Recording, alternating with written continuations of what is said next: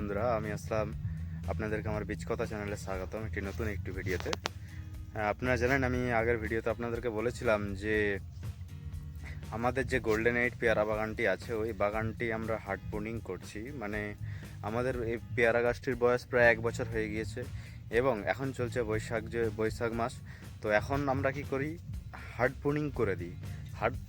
Hard পেয়ারা গাছের মানে আমাদের যে পেয়ারাটি আছে গোল্ডেন এইট পেয়ারা, এই পেয়ারাটি হার্ড প্রুনিং করলে কিছু ফায়দা আছে, সে ফায়দাগুলো এবং হার্ড প্রুনিং কীভাবে করবেন আজকে সেই নিয়েই ভিডিওটি বানাতে চলেছি। এবং আমি পুরো সম্পূর্ণ আপনারা ভিডিওটা দেখতে থাকেন। আশা করি যারা নতুন কৃষক আছেন, গোল্ডেন এইট চাষ করবেন ভাবছেন, আশা করি তাদের অবশ্যই কাজে দেবে ভিডিওটা। এবং আমি আমার অভিজ্ঞতা থেকে কিছু অভিজ্ঞতা শেয়ার করব এবং কিভাবে কি প্রসেস করবেন, হার্ড প্রুনিং কীভাবে করবেন, পরিচর্যা কীভাবে করবেন, সেই বিষয় নিয়ে আজকে মূল আলোচনা করব। ভিডিওটি দেখতে থাকেন। এই যে বাগানটি দেখছেন, এই বাগানটি হচ্ছে আমার গোল্ডেন এইট পেয়ারা প্লাস থাইল্যান্ড ভ্যারাইটির পিঙ্ক তাওয়াই কাঁঠালটি আছে।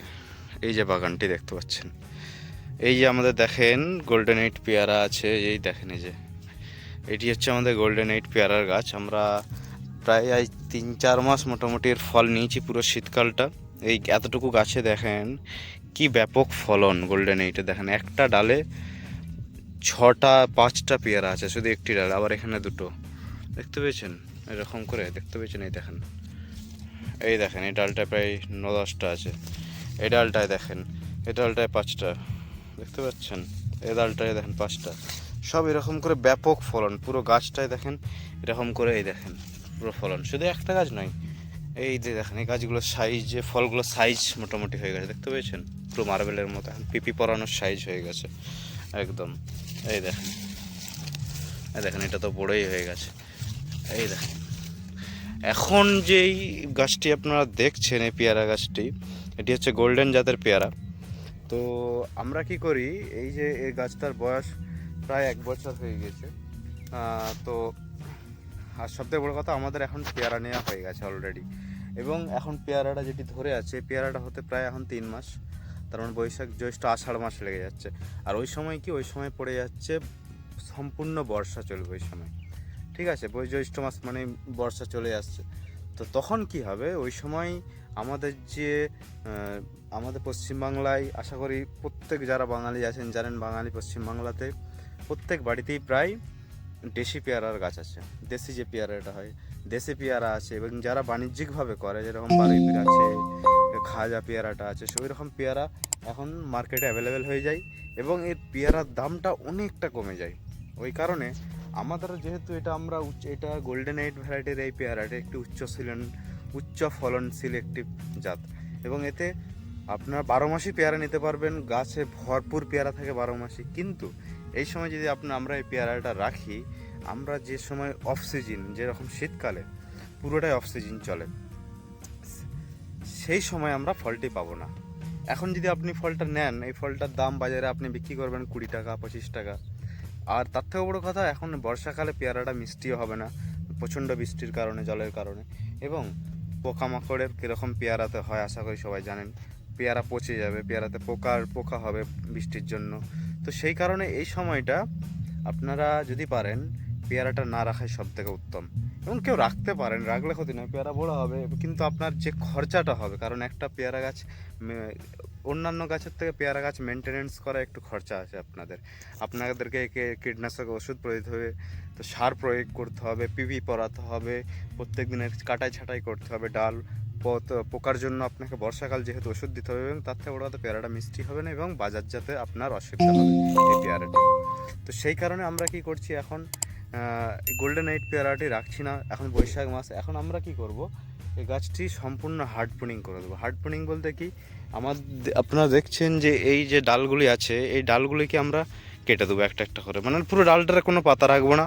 পুরো এই যত পেয়ারা আছে, মায়া করলেও হবে না যে বাবা এত পেয়ারা আছে কীরকম খারাপ লাগবে কাটতে।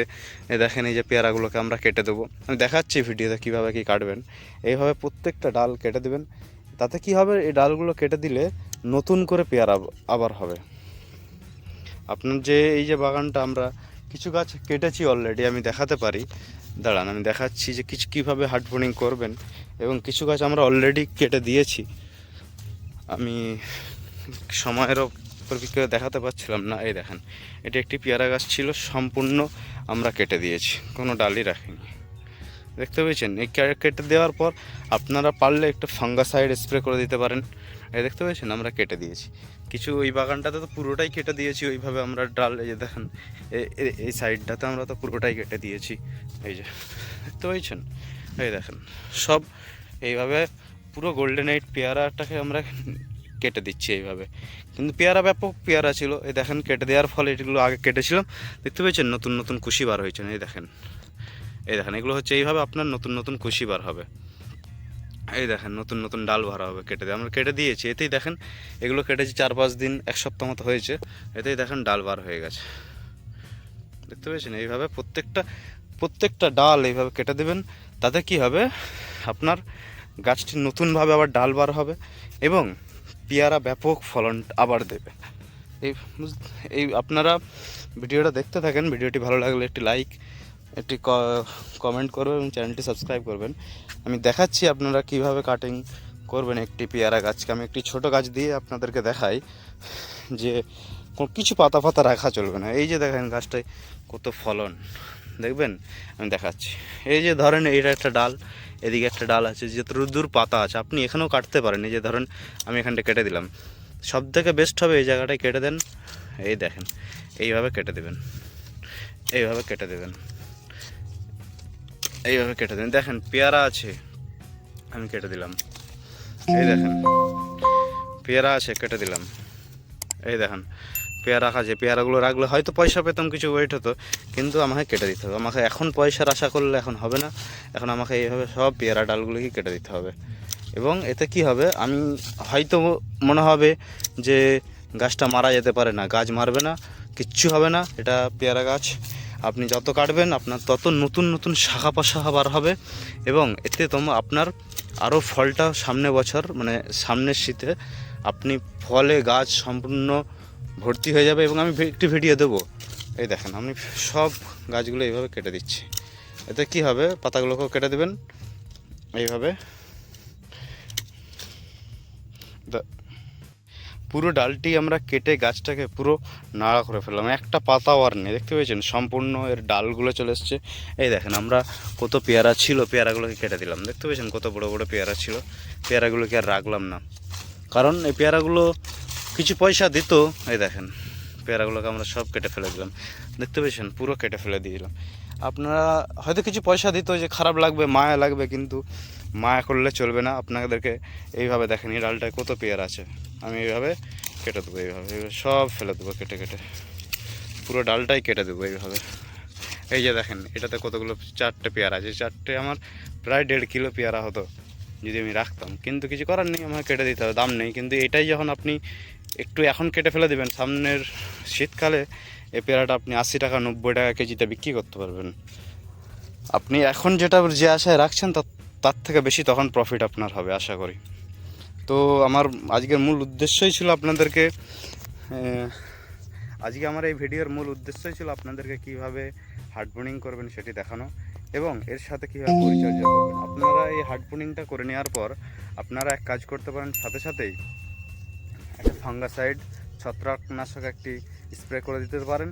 এবং তার সাথে আপনারা পারলে একটু কিছু পোকা জাতীয়, পোকা দেওয়ার প্রয়োজন নেই, পোকার কিছু ওষুধ, কারণ আপনি ফাঙ্গাসাইড স্প্রে করছেন, এটাই যথেষ্ট। কারণ গাছে তো আর পাতা থাকছে না আপনি ফলগুলো কেটে দেওয়ার পরে। তো তারপরে আপনারা সার প্রয়োগ করেন, সবথেকে বড়। এখন বর্ষা, এখন বৃষ্টি ফিষ্টি হচ্ছে, এই সময় আপনারা পারলে একটু সার প্রয়োগ করে দিন। গোবর সার বা ভার্মি কম্পোস্ট, শিংকুচো, হাড়কুচো, যা যা পারবেন। সবথেকে বেস্ট হয় যদি আপনারা গোবর সার, আমি আমার প্রত্যেকটা ভিডিও যারা দেখেন আমি সবসময় বলি, গোবর সারের কাছে কোনো সার নেই, আপনারা গোবর সার প্রয়োগ করুন, আর অন্য সারের কোনো প্রয়োজন হবে না।